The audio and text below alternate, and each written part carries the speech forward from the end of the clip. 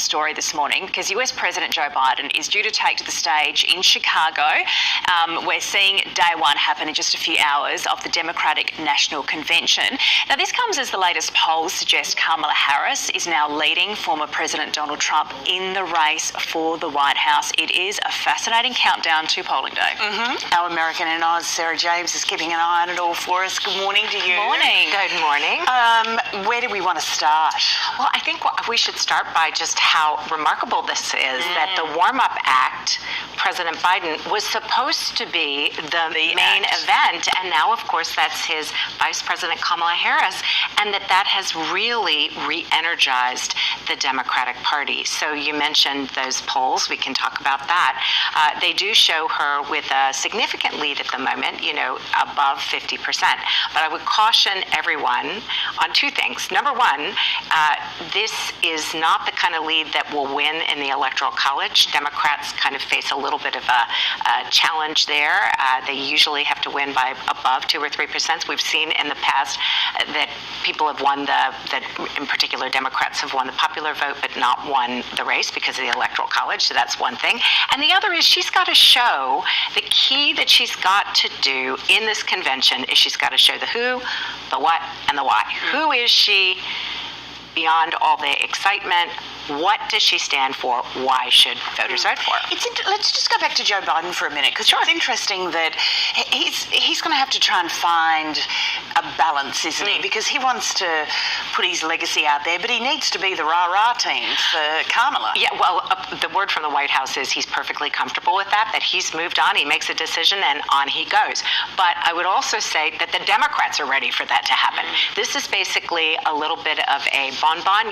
Thank you very much. We're so happy that you got out of the way. So they are turning their attention spotlight firmly on Vice President and presidential, the candidate, Kamala Harris. So you can expect to see a lot less of him. And of course, the Democrats are also going to roll out a bunch of their former presidents, right? You're going to see former President Obama and others. And we're seeing Mrs. Clinton in the next few hours. She's one of the key notes for the first night. Exactly. And so what I think they're doing there is a kind of a soft version of, hey, there was a woman who ran for president and she didn't get elected, rather than having Kamala Harris herself.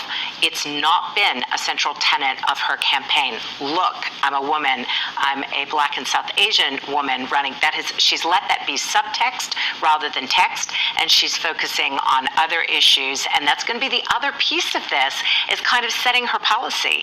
And I have one update on that. NBC News is reporting that Kamala Harris, one of the things that she's going to say is that she wants to introduce a 28% tax on corporations. That would be up from the current rate of 21%.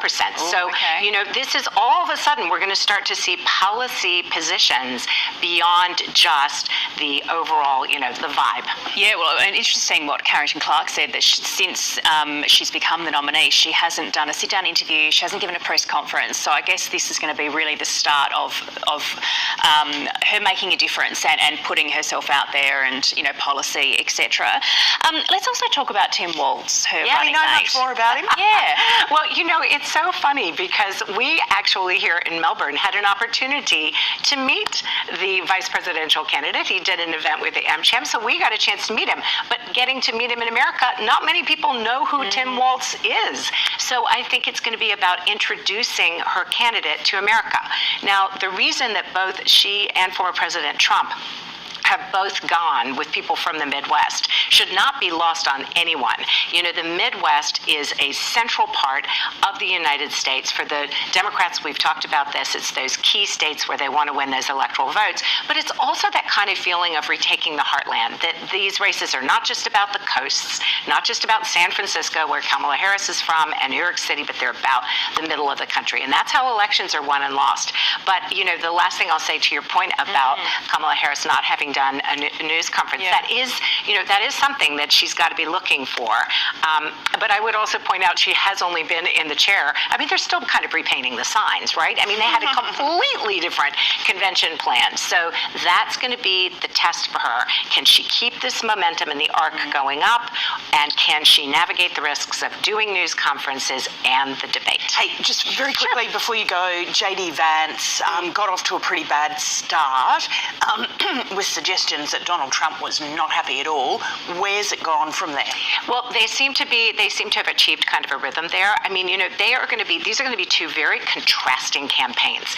And Trump actually was the one who really wanted the hillbilly elegy author. He likes that kind of more attack style that goes with his brand, whereas there's going to be counter-programming from the Democrats trying to go with the joy and hope.